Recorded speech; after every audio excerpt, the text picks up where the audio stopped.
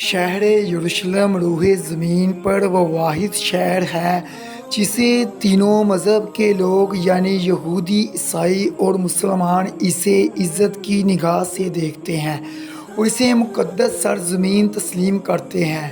یہ تاریخی شہر مختلف قوموں کی تاریخ، عروج و زوال، جنگ و جدل اور داستانیں سمیٹے ہوئے ہے، جس نے قدرت اور انسان کے ہاتھوں تکلیفیں ہی برداشت کی ہیں۔ یہ مقدس شہر کئی بار اجڑا اور آباد ہوا، لیکن آج بھی یروشلم لوگوں کے دلوں میں انفرادی مقام رکھتا ہے۔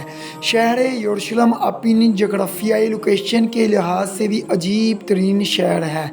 یہ شہر ڈھلوان پہاڑی پر واقع ہے، جو جزریل کی زرزمین سے لے کر عقبہ تک پھیلا ہوا ہے، جو جنوب اور مشرق کے علاقہ پہاڑی کے درمیان گرا ہے۔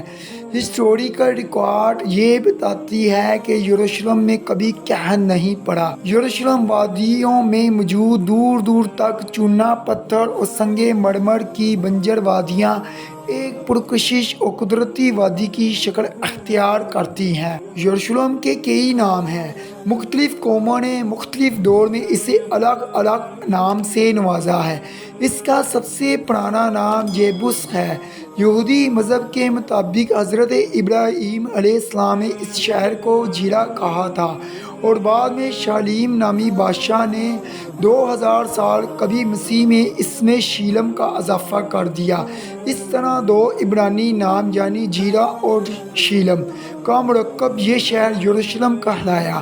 اس کے علاوہ عربوں نے اسے سنہرا شہر یعنی گولڈن سٹی کا نام بھی دیا تھا، کیونکہ جب سورج طلوع ہوتا ہے تو اس کی کرنوں کی وجہ سے یہاں سنہری پتھروں سے بنے مکان جگمگا اٹھتے تھے۔ جب یہاں رومیوں کی حکومت آئی تو انہوں نے اسے ایلیا کا نام دیا تھا۔ اسی طرح مسلم حکمرانوں نے اسے القدس کا نام دیا، جبکہ یہود و نصارہ نے اسے یروشلم کا نام سے ہی تسلیم کیا، اور اسی طرح آج تک اسے یروشلم کہہ کر پکارا جاتا ہے۔ انسانی یادوں میں کوئی مقام بیت المقدس سے اب تک معلوم نہیں ہوا۔ اہل کتاب کے عقائد کے مطابق ایلیا وہ سرزمین ہے جس میں آ کر انسان گناہوں سے پاک ہو جاتا ہے۔ یہی وہ جگہ ہے جہاں سے کائنات کی تخلیق ہوئی، جبکہ حدیث کے مطابق یروشلم میں حضرت آدم علیہ السلام یا ان کے کسی بیٹے نے قدم رکھا تھا، جیسا کہ نبی پاک صلی اللہ علیہ وسلم نے فرمایا ہے کہ روح زمین پر سب سے پہلی مسجد حرام اور اس کے 40 سالوں بعد بیت المقدس کی بنیاد ڈالی گئی، لیکن غالباً اس وقت یروشلم میں انسانی آبادی نہیں پھیلی تھی۔ تاریخ کے مطابق سب سے پہلے یہاں نوح کی اولاد 600 قبل مسیح میں یہاں آ کر آباد ہوتی ہے، جنہیں کنعانی کہا جاتا تھا۔ اس لیے یروشلم کو قدیم تاریخ میں ارض کنعان کے نام سے یاد کیا جاتا تھا۔ پھر 2500 قبل مسیح کے زمانے میں حضرت ابراہیم علیہ السلام نے عراق سے آ کر یروشلم ہجرت فرما کر اس علاقے میں پہنچے اور حبرون کے مقام پر سکونت اختیار کی۔ ابن کثیر کی روایتوں کے مطابق یروشلم کے اس وقت کے بادشاہ حضرت ابراہیم علیہ السلام پر ایمان لے آئے۔ حضرت ابراہیم علیہ السلام کی طاقت اور ابرو میں اور زیادہ اضافہ ہو گیا۔ یہیں آپ کی اولادیں ہوئی اور آپ نے زندگی کا بڑا حصہ یہاں گزارا، حربون میں ہی مدفون ہوئے۔ 40 سال بعد حضرت ابراہیم علیہ السلام کے پڑپوتے یعنی حضرت یعقوب علیہ السلام نے اسی جگہ خداوند خدا کو خواب میں دیکھا تھا، لہٰذا انہوں نے اسی مقام پر بیت اہل کی تعمیر کی۔ یہودیوں کی یہی پہلی مقدس مقام مانی جاتی ہے۔ حضرت یعقوب کی اولادیں جنہیں بنی اسرائیل کہا جاتا ہے، یہ لوگ کنعان چھوڑ کر مصر کی طرف ہجرت کر کے اور لمبے عرصے تک وہاں فرعونیوں کے غلام بنے رہے۔ اس زمانے میں قوم عمالقہ نے ارض فلسطین اور یروشلم پر قبضہ کر لیا، اور جب موسیٰ علیہ السلام نے بنی اسرائیل کو لے کر مصر سے نکلے تو ان کو اسی ارض مقدس کا وعدہ کیا گیا جو بنی اسرائیل کو عطا ہونے والی تھی۔ اس وقت اسرائیلیوں کی تعداد 2 لاکھ سے بھی زیادہ تھی۔ موسیٰ علیہ السلام کی زندگی میں بنی اسرائیل فلسطین میں داخل نہ ہو سکے، لیکن آپ کے بعد آپ کے جانشین حضرت یوشع بن نون کی رہنمائی میں بنی اسرائیل نے قوم عمالقہ سے جنگ لڑی اور انہیں فتح نصیب ہوئی۔ اسی طرح دوبارہ بنی اسرائیل فلسطین کے نواحی علاقوں میں آ کر آباد ہو گئے۔ داؤد علیہ السلام کے بادشاہ بننے تک بنی اسرائیل کا علاقہ ہبرون ہی تھا، کیونکہ اب بھی مرکزی شہر یروشلم پر عمالقہ کا ہی قبضہ تھا۔ لہٰذا حضرت داؤد علیہ السلام نے 2 لاکھ کے عظیم لشکر کے ساتھ یروشلم پر حملہ کر دیا اور عمالقہ کو مکمل شکست دے کر یروشلم کو یعنی حکومت میں شامل کر دیا۔ یہیں سے یروشلم کی عظیم سیاسی تاریخ کا آغاز ہوتا ہے۔ حضرت داؤد علیہ السلام کے دور حکومت میں یروشلم کے ہمسایہ ملکوں نے بنی اسرائیل سے امن کا معاہدہ کر لیا۔ داؤد علیہ السلام نے یروشلم کے چاروں طرف اونچی اونچی فضیلیں کھڑی کی اور بڑے بڑے چشمے کھدوائے گئے اور باغ وغیرہ بنائے گئے وغیرہ وغیرہ، اور یروشلم میں عبادت کے لیے ہیکل کی تعمیر کروائی گئی جس میں تابوت سکینہ کو رکھ دیا گیا۔ یہ وہ تابوت ہے جو یہودیوں کے لیے سب سے مقدس مانا گیا ہے۔ اس ہیکل کے حضرت داؤد کے بیٹے حضرت سلیمان علیہ السلام نے مکمل کیا اور اس جگہ اونچی سی عمارت تعمیر کی گئی جس میں بڑے بڑے شاہراہ کمرے اور برآمدے وغیرہ بنائے گئے۔ اس ہیکل سلیمانی کو پورا ہونے میں پورا 13 سال کا عرصہ لگا۔ اب یروشلم بنی اسرائیل کا دارالسلطنت قرار پایا اور شہر کی شان و شوکت میں اور زیادہ اضافہ ہو گیا۔ شہر میں سینکڑوں نہریں کھدوائی گئی، سڑکیں بنائی گئی۔ اسی طرح یہ شہر بہت ہی خوبصورت بنایا گیا اور یہ عظیم تجارتی مرکز بن گیا۔ ماہرین کا ماننا ہے کہ اس وقت یروشلم کا رابطہ عظیم تہذیبوں اور عظیم ملکوں سے تھا، جن میں وادی سندھ، مصر اور فارس اور میسوپوٹیمیا شامل ہے۔ وادی سندھ کے شہر ہڑپا اور موہنجو دڑو سے چاندی، سونا، ہاتھی کے دانت، مسالے اور کپاس کی تجارت کیا کرتے تھے۔ سلیمان علیہ السلام کے عظیم و شان دارالحکومت کے بعد بنی اسرائیل رفتہ رفتہ سرکش اور نافرمان ہو گئے۔ انہوں نے توریت میں رد و بدل کر دی، پیغمبروں کو شہید کرنا شروع کر دیا۔ انہوں نے مورتیاں بنا کر بت پرستی کی ابتدا کی اور سود، زنا اور ہر طرح کے جرم میں ملوث ہو گئے۔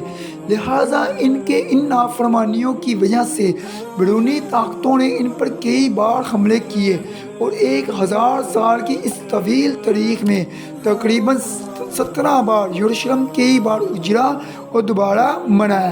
ان حملوں میں ہیکل سلیمانی مکمل طور پر تباہ ہو گیا، توریت کے نسخے جلا دیے گئے، اسرائیل عورتوں کو قید کر دیا گیا، یہودیوں کے تمام مال و اسباب لوٹ لیے گئے اور یروشلم کے تمام عظیم محلات پتھر میں تبدیل ہو گئے۔ 500 سال تک یہ شہر عیسائیوں کی حکومت میں رہا اور پھر 5ویں صدی عیسوی میں اسلام کی آمد کے ساتھ یروشلم میں ایک نئے باب کا آغاز ہوتا ہے۔ حضرت محمد صلی اللہ علیہ وسلم کی نبوت کے 7ویں سال سفر اسراء اور معراج پر تشریف لے گئے۔ اس دوران آپ صلی اللہ علیہ وسلم مسجد حرام سے بیت المقدس پہنچے اور تمام انبیاء کرام کی نماز کی امامت کرائی۔ پھر اسی مقام پر براق پر سوار ہو کر 7 آسمانوں پر سفر پر روانہ ہوئے۔ اسی طرح کعبہ شریف اور مسجد نبوی کے ساتھ یروشلم کے بیت المقدس کو اسلام کا اہم ترین مقام حاصل ہوا۔ 16 ہجری میں یعنی 236 عیسوی میں حضرت عمر بن خطاب کی حکومت میں بیت المقدس کو یہود و نصارہ کے ہاتھوں سے آزاد کرا دیا گیا اور یروشلم اسلامی سلطنت کا حصہ بن گیا۔ 86 ہجری میں علوی خلیفہ عبد الملک بن مروان نے مسجد اقصیٰ کی تعمیر کروائی۔ خلیفہ عباس نے اس مسجد کی تعمیر مکمل کروائی۔ مسلمانوں کے یروشلم فتح کرنے کے بعد کئی عرب قبائل یہاں آ کر رہنے لگے اور کچھ عرصے میں یروشلم ایک خالص عرب ممالک میں تبدیل ہو گیا۔ بنو عباس کی خلافت تک یروشلم اسلامی سلطنت کا حصہ رہا، لیکن جیسے ہی خلافت کمزور پڑنے لگی تو 1099 عیسوی میں صلیبیوں نے بیت المقدس کو مسلمانوں سے چھین لیا اور یروشلم میں مسلمانوں کے خون سے ہولی کھیلی گئی۔ تقریباً 88 سال تک یہ شہر صلیبیوں کے قبضے میں رہا۔ اور آخرکار قبلہ اول کی آزادی کی خاطر 16 جنگیں لڑ کر صلاح الدین ایوبی نے 1187 میں یروشلم کو دوبارہ آزاد کروا لیا گیا۔ صلاح الدین کے بعد تقریباً 700 برسوں تک یروشلم اسلامی سلطنت کا حصہ رہا، جہاں ترک شہریوں نے اسے خوب ترقی دی۔ شہر کے دروازے ہمیشہ کھلے رہے اور یروشلم نے اتنے عرصے تک امن و امان کا دور دیکھا، لیکن پھر سال 1917 میں خلافت عثمانیہ کے خاتمے کے بعد یروشلم دوبارہ فتنوں کا شکار ہو گیا اور پھر 1948 کو امریکہ، برطانیہ اور فرانس کی سازش سے ارض فلسطین میں صہیونی سلطنت قائم کی گئی اور یہودیوں نے یہاں اسرائیل کے قیام کا اعلان کر دیا۔ لہٰذا عرب ممالک نے اسرائیل کے خاتمے کے لیے میدان جنگ میں کود پڑے، لیکن یورپ کے سہارے کی وجہ سے اسرائیل نے عرب ممالک کو شکست دے دی اور پھر 1967 میں 6 روزہ عرب اسرائیل جنگ کے بعد یہودی یروشلم اور بیت المقدس میں بھی قابض ہو گئے۔ عرب اسرائیل جنگ میں فتح کے بعد یہودیوں نے فلسطین کے مشرقی علاقوں میں بھی قبضہ کر لیا، جسے عالمی برادری آج بھی غیر قانونی قبضہ قرار دیتی ہے۔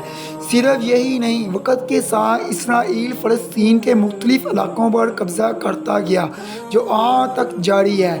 اس میں کوئی شک نہیں کہ فلسطین آج تک ایک صدی تک ظلم کی چکی میں پس رہا ہے۔ یہ ہے وہ تاریخ جو خون سے لکھی۔ فلسطین دنیا کی واحد قوم ہے جو ایسے ہی علاقے میں مہاجروں جیسی زندگی گزار رہی ہے، لیکن یہ بھی سچ ہے کہ دنیا بھر کے مسلمانوں کے دل اہل فلسطین کے ساتھ دھڑکتے ہیں اور وہ کسی بھی طرح اسرائیل کا ناجائز قبضہ تسلیم کرنے کو تیار نہیں ہے۔ فلسطین کا غم امت مسلمہ کا مشترکہ غم ہے۔ بیت المقدس کا مسئلہ صرف فلسطین کا نہیں بلکہ پوری امت مسلمہ کا ہے۔ حدیث کے مطابق قرب قیامت میں یروشلم جنگوں کا مرکز ہوگا اور وہاں اسلام کا غلبہ ہوگا۔ حضرت عیسیٰ کا نزول بھی انہی علاقوں دمشق کے مشرقی علاقوں میں سفید منار کے پاس ہوگا اور وہ دجال کو باب لوط کے پاس قتل کریں گے۔